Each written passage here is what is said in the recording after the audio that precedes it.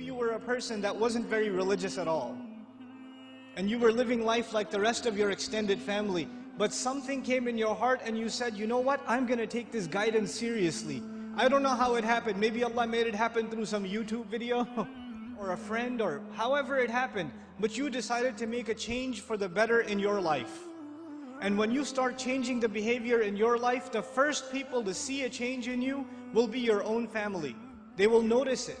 They will notice that you're not the same anymore. You don't talk the same, you don't act the same, you don't go to the same places, you don't even have the same friends anymore. And this necessarily happens. When you take a turn towards Islam, necessarily you start losing friends.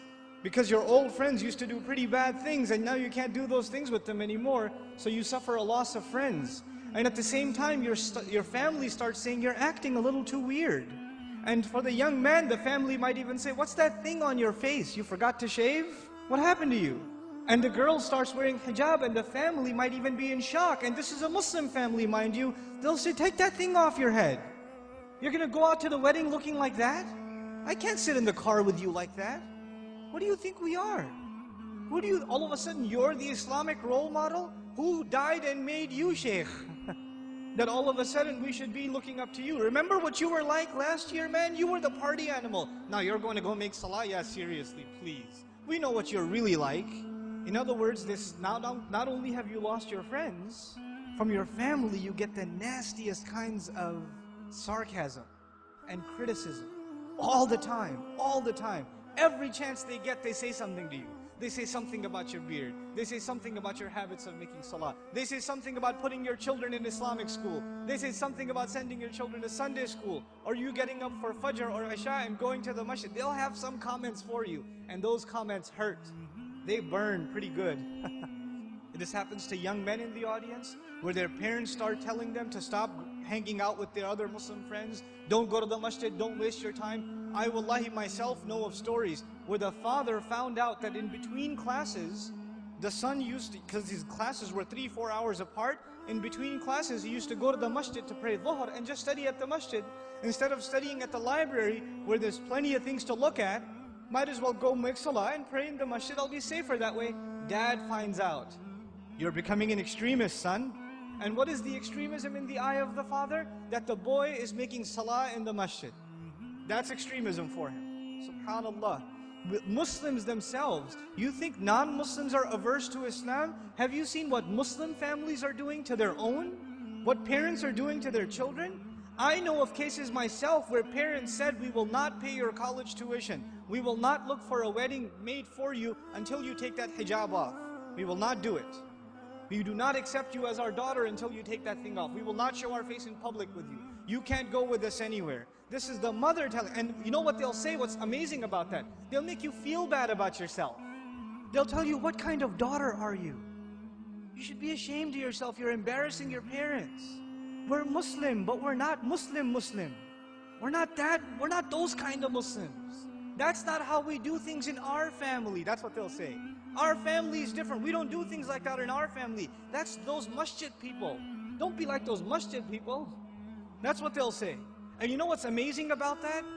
If you look at a portrait of your great-grandparents from back in the day, good old great-grandpa's got a big old beard and you can't even see grandma's face. So who's being true to the family and who's an embarrassment to the family?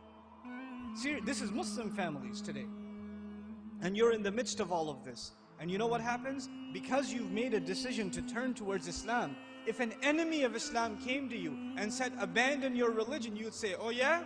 I'm going to be even more committed.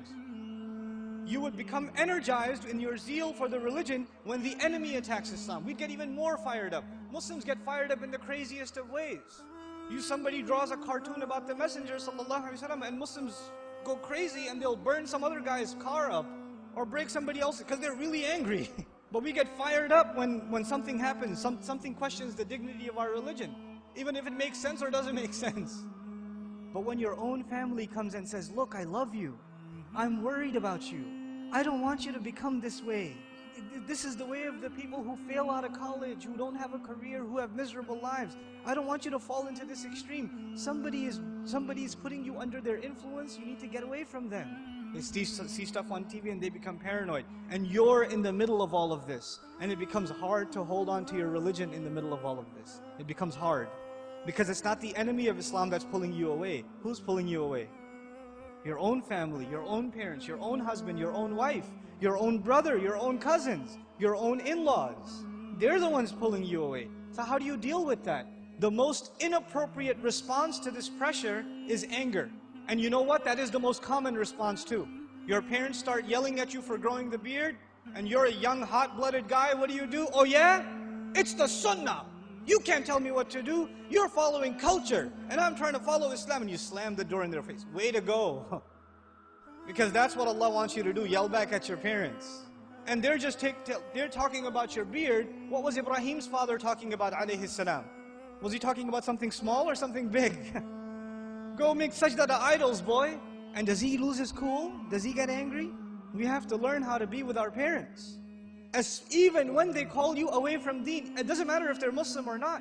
وَإِن جَاهَدَاكَ عَلَىٰ أَن تُشْرِكَ بِي مَا لَيْسَ لَكَ بِهِ عِلْمٌ فَلَا تُطِعْهُمَا وَصَاحِبْهُمَا فِي الدُّنْيَا مَعْرُوفًا وَاتَّبِعْ سَبِيلَ مَنْ أَنَابَ إِلَيَّ ثُمَّ إِلَيَّ مَرْجِعُكُمْ فَأُنَبِّئُكُمْ بِمَا كُنْتُمْ تَعْمَلُونَ. Allah Azza wa Jal tells us, if they struggle against you to make you follow what they themselves have no knowledge of, don't obey them, while at the same time accompanying them in the most dignified fashion. Obeying them is separate, respecting them is separate. Just because you didn't obey them for the sake of Allah, when it came to matters of halal and haram, or when it came to matter of iman and shirk, or kufr, just because you didn't obey them does not give you the right to get angry at them. You can't.